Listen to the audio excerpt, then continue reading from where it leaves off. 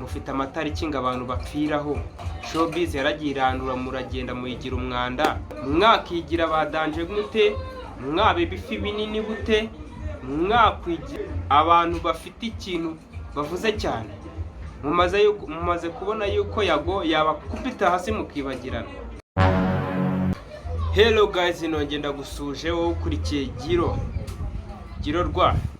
Ni iby'agaciro ndetse n'ibintu bikomeye cyane kuba wongeye gufata umwanya wawe ugakurikirana ino channel kugira ngo ugire ibyo usobanukirwa byinshi bimwe utari usobanukiwe cyangwa bimwe wari uziho, ugire ku bintu ugenda usobanukirwa gake gake.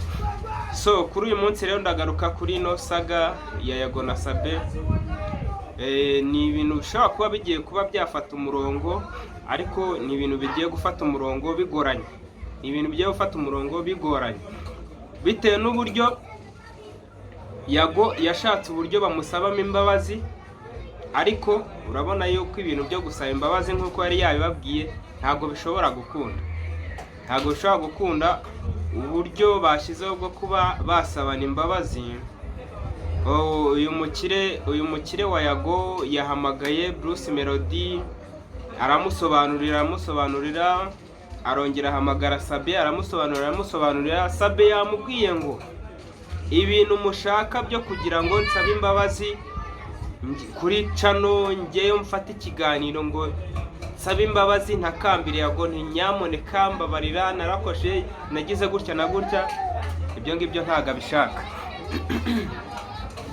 Ngarashaka ko bagenda bakicara mu gahegene, bicare mu gahegene ahantu bikinze mbega hatagaragara, amusaba imbabazi.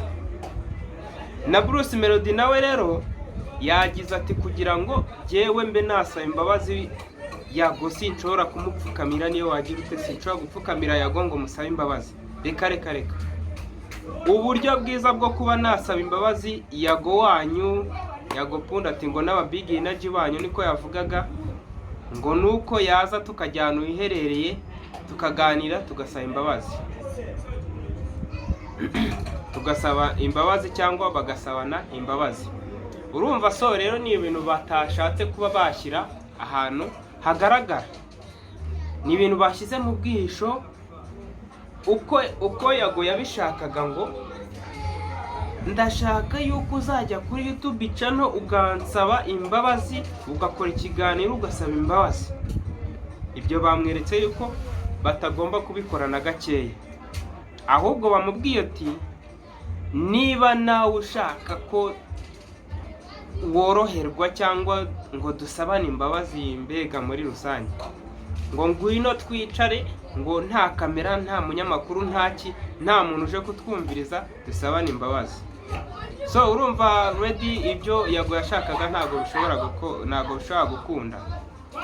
Ni ugusabana imbabazi bose hamwe bari hamwe, biri aho ngaho nyine nk'ibintu bidafite ikintu cyadanje, kuko ni isaha birongera bigatumburuka, kuko urumva ni ibintu by'urwiyerurutso nk'uko Sabe yabivuze.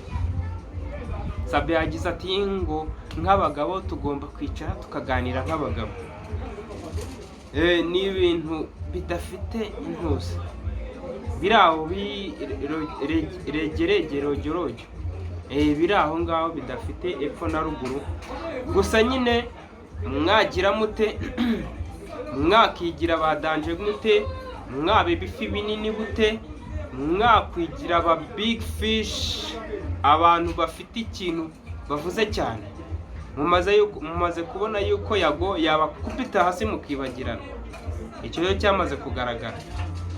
Wakigira big fish muri interview, wakigira big fish mu muziki, mufite amabanga menshi, mujya mu bapfumu, muracuragura, muratamba abantu, mufite amatariki ngo abantu bapfiraho. Ibi ni kimwoka byarama. Showbiz yaragiye irandura, muragenda muyigira umwanda. Gusa nyine byagaragaye yuko bishobora gushoboka. Musabe imbabazi, niyo mara gusaba imbabazi mugaragaza yuko mutazongera gukinagaza abana bashyashya binjira mu mwuga w'itangazamakuru mu muziki, muri showbiz yari yose.